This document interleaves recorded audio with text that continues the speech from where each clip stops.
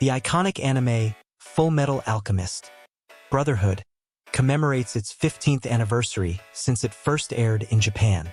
This widely acclaimed franchise has left an indelible mark on the anime industry, attracting a devoted fan base around the world. While both the original Fullmetal Alchemist anime and Brotherhood are praised as works of exceptional quality, many fans are surprised to discover that there are two completely different series. How did the series end up being adapted twice, and why are they so different? The Fullmetal Alchemist manga began publication in July 2001 and quickly gained popularity. The creator of the series, Hiromu Arakawa, was approached about an anime adaptation, which was eventually carried out by Bone Studios. The first anime debuted its premiere episode on October 4, 2003 and ran for 51 episodes until its end a year later. At the time, the manga was only 28 episodes into what would be a 108-episode run, so the end was still far on the horizon. Arakawa has mentioned that although he had the end of the manga in mind from the beginning, he asked the animation studio to create their own story based on what had been published so far.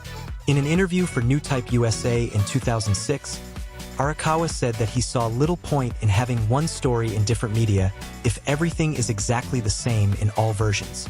The first series was a huge success and was followed by a completely original movie, The Conqueror of Shambhala, in 2005. In September 2008, it was announced that a second anime was in development.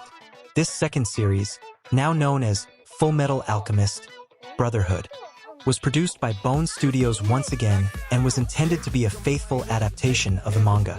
Brotherhood debuted in April 2009 and ran for 64 episodes before concluding in July 2010.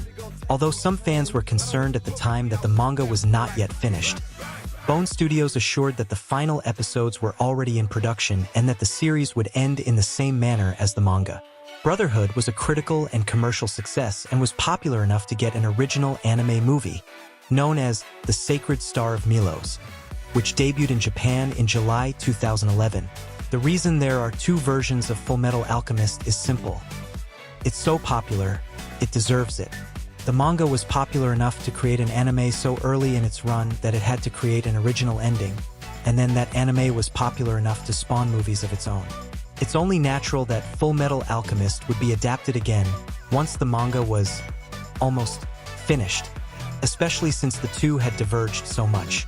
Moreover, the franchise has continued to be adapted, even with a live-action Fullmetal Alchemist released in Japan in 2022.